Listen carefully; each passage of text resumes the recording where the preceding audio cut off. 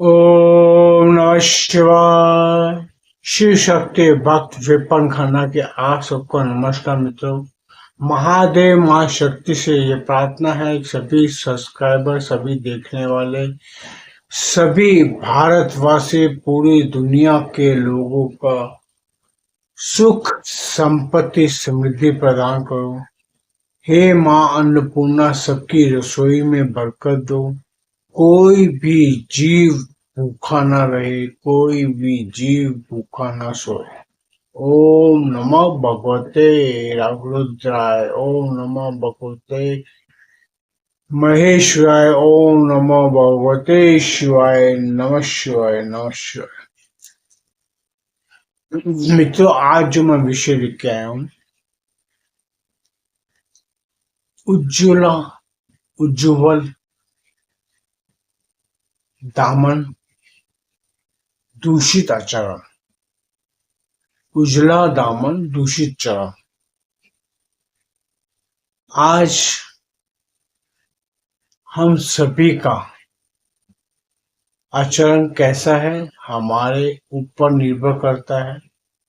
हम कैसे समाज में रहते हैं, कैसे परिवार में रहते हैं, क्या हमें परिवार के अच्छे गुण प्राप्त हैं, वो हमारे उजला दामन में हमें सही मायने में सही शिक्षा हमें अपनी माता और पिता से प्राप्त हुई है, हमें अपने बड़े बुजुर्गों से प्राप्त हुई है। ये दामन मैंने इसीलिए लिया उजला दामन, क्योंकि हर एक परिवार में गुण होते ही होते हैं। मैं इसे कई ये नहीं कहता कि कोई परिवार दूषित गुण का नहीं। अगर कोई गलत भी है तो भी उसके परिवार में कोई ना कोई अच्छे गुण होते ही होते हैं। ऐसा कोई भी नहीं है कि वो गुण वहीन हो। ईश्वर ने संसार बनाया था तो ईश्वर ने सभी के अंदर गुण और अवगुण डाले ही डाले। अभी ये देखने वाले पे निर्भर करता है। अभी जो मुझे जैसे नेत्र, मेरे नेत्र और मेरी सोच क्या सोचती है उस पे ज्यादा निर्भर करता है। सामने वाला कैसा है ये मैं उसका दामन या आचरण के ऊपर टिप्पणी नहीं कर सकता, किंतु उसके अंदर के जो गुण है और अवगुण है उसका विश्लेषण मैं कर सकता हूँ। उसके अंदर के गुणों का विश्लेषण करने के लिए मैं खुद भी समर्थ हूं या नहीं हूं, ये निर्भर करता है मेरे विश्लेषण। आज मुझसे कोई मिलता है, मैं उससे मिलता हूं, हम दोनों का जब आदान प्रदान होता है बातों के जरिए, एक इंसान का जो दामन में और उसके जो मुख पे, जो उसकी वाणी पे उसका नियंत्रण है या नहीं है, आप उससे 2-4 मिनट भी बात करेंगे तो आप उसको समझ पाते हैं कि वो कैसे बात करता है। अगर आपके पास ये विशेषता है कि आप उसकी बातों, अल्फाजों के, शब्दों के अंदर के शब्दों को समझ सकते हैं या उसका विश्लेषण कर सकते हैं, तो उसकी जीवा खोलते ही, उसके पहले अल्फाज बोलते ही आप उसके दामन में कितने गुण है, कितने अवगुण है, उसका विश्लेषण कर पाए। ये आप कभी भी अपने आप पर देख सकते हैं। आप सामने किसी से भी बात करते हैं, जब वो बात करता है या करती है, वो कैसे बात करती है आपसे, मुझसे, किसी से। आप कई लोग देखो बहुत अच्छे, सुंदर और स्मार्ट, बहुत मतलब ऐसे दिखाएंगे कि मैं बहुत हाई फाई हूँ। हाई फाई मतलब बहुत उज्जवल दामन का हूँ। मेरा दामन बहुत उज्जवल है, उजला है, मैं बहुत सफेद पोश इंसान हूं, किंतु उनके मुख खोलते ही, उनके को अल्फाज बोलते ही, शब्दों का वो उपयोग जब करते हैं तो उनका दामन में कितने दाग है, कितने उनके शब्दों में गलतियां हैं, गंदगी है, अपशब्द है, वो सब बाहर आ जाते। उनके जीवा पर कोई भी रोक नहीं होती, अवरुद्धा नहीं होती।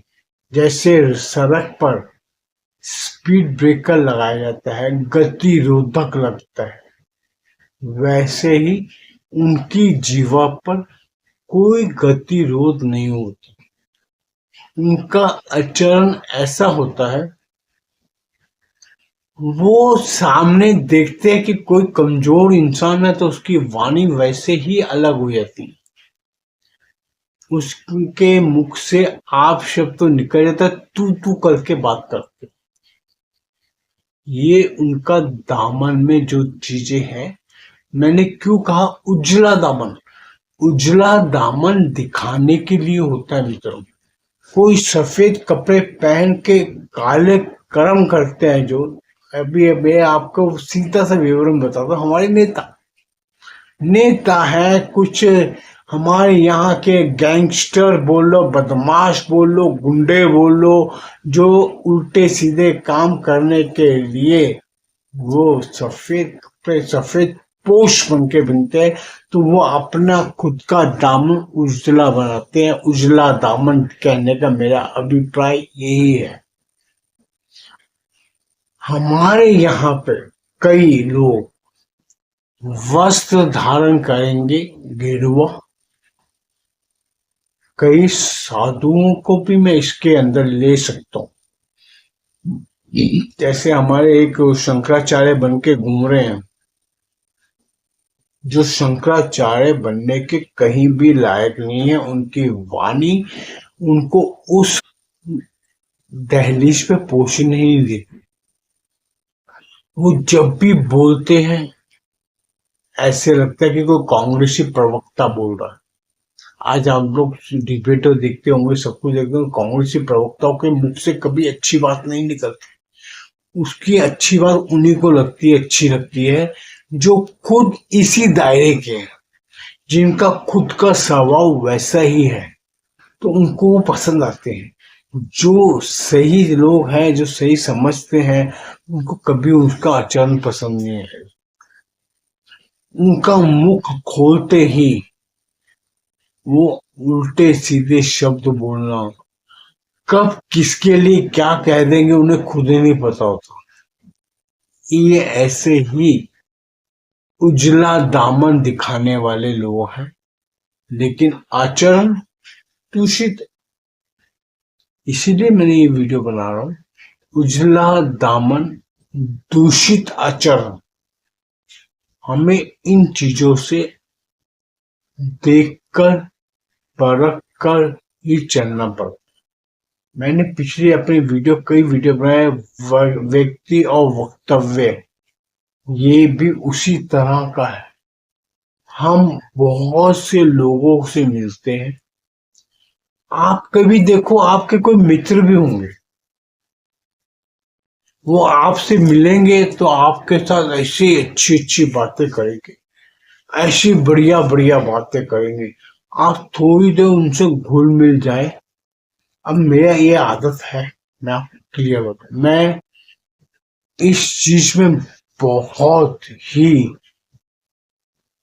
एक संकुचित हूं, और मेरे को खोदने की आदत है कि मैं उनके अंदर से उनकी अच्छाई के साथ साथ उनकी बुराइयां कितनी गहरी हैं वो भी आचरण में उनका देखता हूँ। उनके साथ मित्रता के साथ में ही आप कई बातें जब करते हैं, वार्तालाप करते हैं, उनसे अच्छी अच्छी बातें करो तो उनको ना थोड़ा असंतुलित हो जाते हैं। उनसे धर्म की अच्छी बातें, कर्मों की, दूसरे के मान सम्मान की, बड़ों को इज्जत देने की ऐसी बातें करो तो वो ना थोड़े विचलित हो जाते हैं।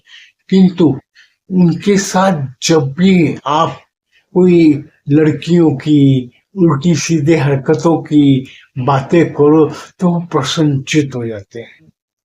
उन्हें वो दूषित आचरण बहुत अच्छा लगता है, वो उसी में रहना चाहते हैं। जैसे मैं कई बार कहता हूं, सुअर को, एक मैं शब्द यूज कर रहा हूं, एक पशु का नाम है, मैं उसे गलत नहीं कहता। ईश्वर ने जैसे उसे बनाया है वो वही कार्रवाई करता है, और उसी का आचरण हमारे कई लोगों में पाया जाता है। ये मैं उजला दामन और ये दूषित आचरण क्यों कह रहा हूँ?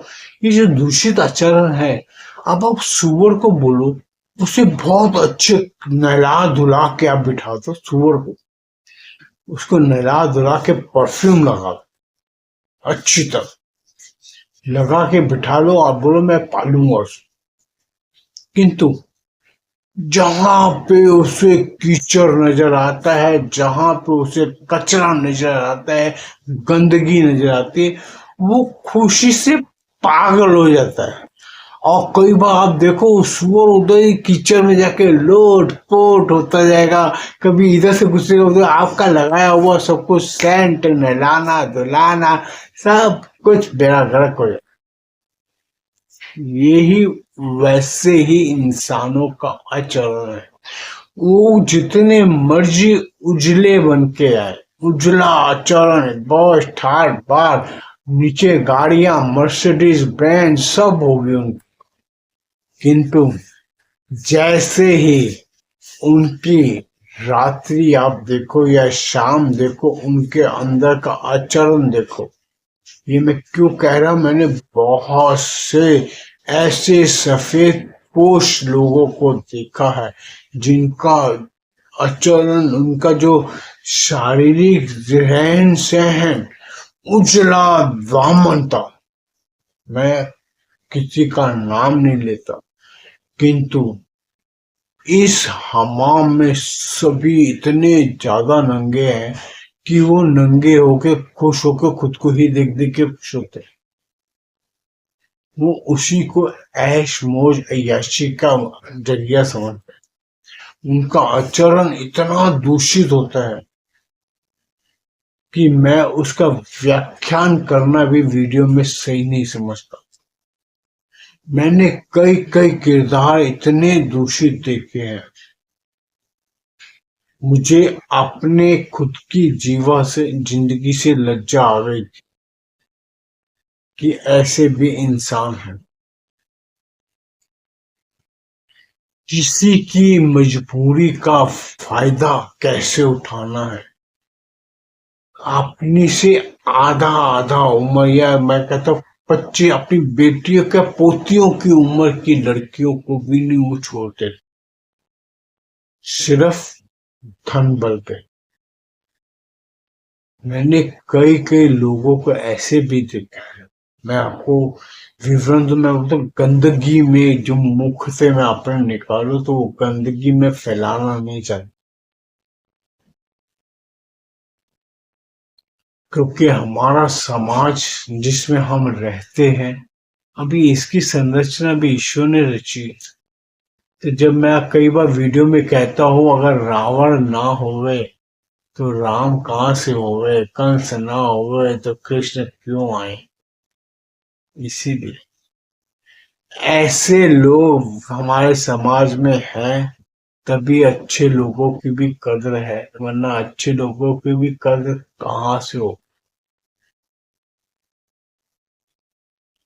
मित्रों, आज हमें अपना दामन उजला दिखाना है तो हमें अपना आचरण भी, अपना कर्म भी अच्छे करने चाहिए।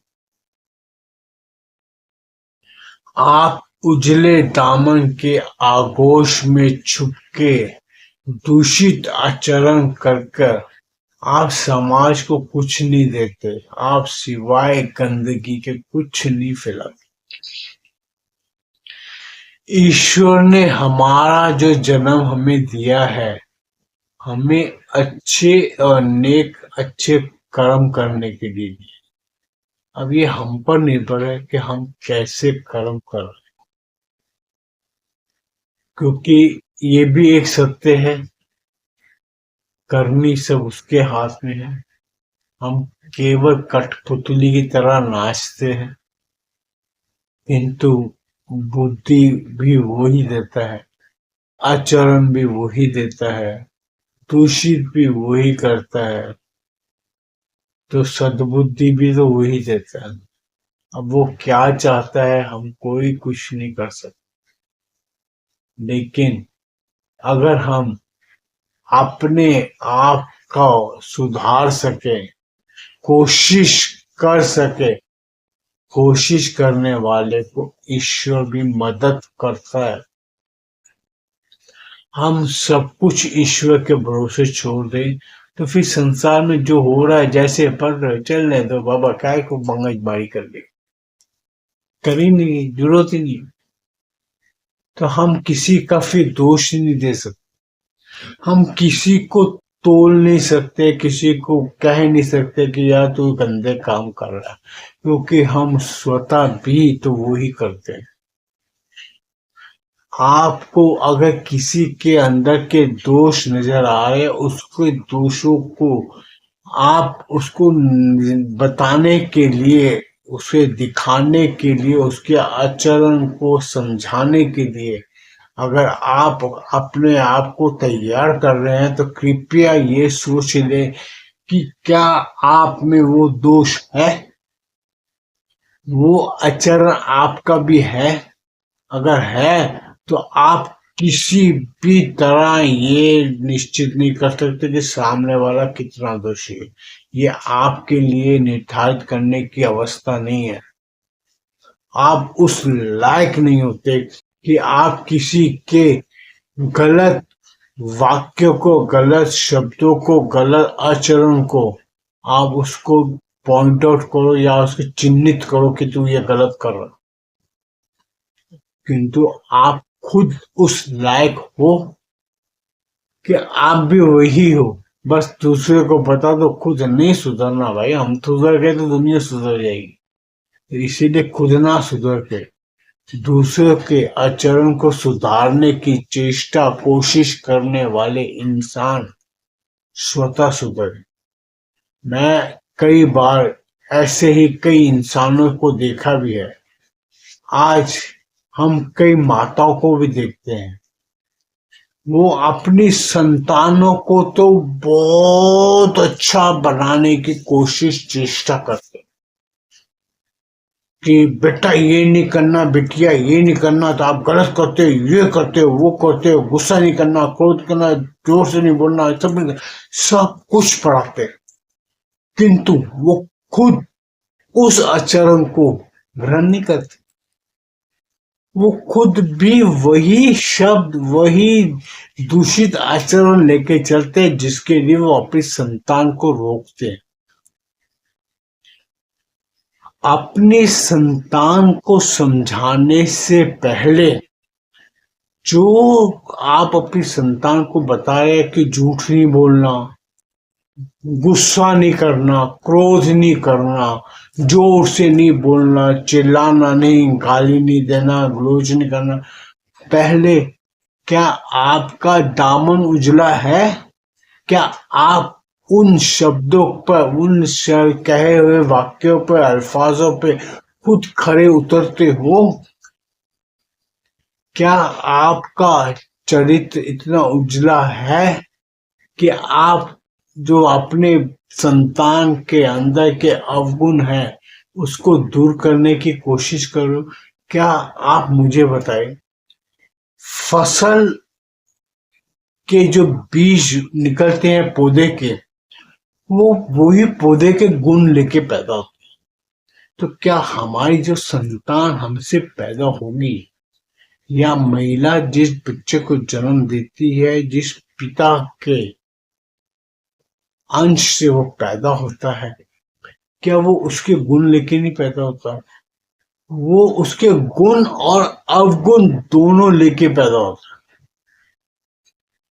आपके खुद के किए गए वाक्य शब्दों को पकड़ कर वो वही ही चीज दोहराता है जिसे आपको गलत लगती है। आप मेरी बात को समझ रहे हैं? आज मैं अपने ही लिखता, आप मैं अपने पुत्र को अगर समझाने जाऊं कि बेटा ये काम गलत मत करो, क्या वो गलती मैं करता हूं? अगर मैं वही गलती मैं करता हूं तो मेरे को मेरे पुत्र को समझाने का कोई औचित्य नहीं है। पहले मुझे खुद को सुधारना पड़ेगा, फिर मैं अपनी संतान को सुधारना चाहूंगा। अगर मेरे अंदर वो गलतियां हैं, मेरा आचरण गलत है, तो मैं अपने पुत्र को कैसे समझा सकता हूँ या पुत्री को कैसे समझा सकता हूँ? उसके लिए पहले मुझे खुद को सुधारना पड़ेगा।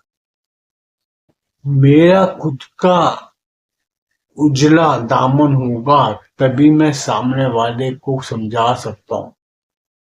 दूषित आचरण लेकर मैं सामने वाले की दूषिता को साबित नहीं कर सकता। यही दोस्तों, मैं यही मित्रों मैं समझाना चाहता, किसी को समझाने से पहले क्या आपका दामन भी उजला है, या दूषित आचरण लेके आप उजला दामन वाले को समझाना चाहते हो? ये आप पर निर्भर कर, आप करो या ना करो, ये आपका जीवन है, आपकी संतान है, आपके मित्रगण हैं और आपके रिश्ते हैं। आप उसको संभालो या तोड़ो। एकांत में आप अकेले होगे, आपके साथ कोई नहीं होगा। और वैसे भी हर इंसान खुद ही पैदा होता है, खुद ही मरता है, कोई साथ नहीं जाता।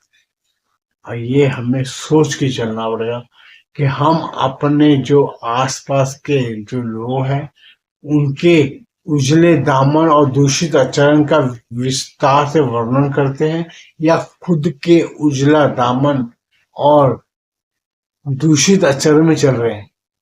अगर उजला दामन है तो उजला चरित्र भी होना चाहिए। अगर उजला दामन है तो उजला चरित्र भी होना चाहिए, जो अनिवार्य है। मेरे को ये पूरी डिटेल्स वीडियो बना के सुनाने में समझाने में इसीलिए मैं लगा हूं। मैं अपने कई आसपास के लोगों को जो आचरण या उनका देखता हूं, तो कई बार आदमी कुछ बोल नहीं पाता, लेकिन उससे ज्ञान बहुत प्राप्त होता है खुद के लिए। मैं मुंह पे बोलता हूँ, मैं खुद के लिए ज्ञान बहुत अर्जित करता हूँ। मैं दूसरों को जो चीज मुझे पसंद नहीं आती, तो मैं सोचता हूँ कि मैं करता होता तो मेरी ये बात पसंद आएगी सामने लोग। मैं उसको अपने आप पर सुधारने की कोशिश चेष्टा करता हूँ। आस्ते आस्ते आपका जो उजला दामन है और उजला चरित्र बन जाएगा, ना कि दूषित आचरण। ये मेरी बात को समझ के चलना। सो मित्रों, मैं यहीं पे अपनी वाणी को विश्राम देता हूँ और वीडियो का अंत करता हूँ। कृपया अगर आपको ये मेरा वीडियो पसंद आया हो या मेरी ये वार्तालाप आपके साथ जो मैं कर रहा हूँ अगर पसंद आया हो, तो इसको लाइक कीजिए, चैनल को सब्सक्राइब कीजिए, बेल आइकन दबा दीजिए। फिर नया कोई वार्तालाप के लिए आपके पास उपस्थित हूँगा, नए कोई टॉपिक लेके आऊंगा, नया कोई शब्दावली लेके। ओम नमः शिवाय, नमः पार्वती पति हर हर महादेव। ओम नमः शिवाय, नमः शिवाय, नमः शिवाय।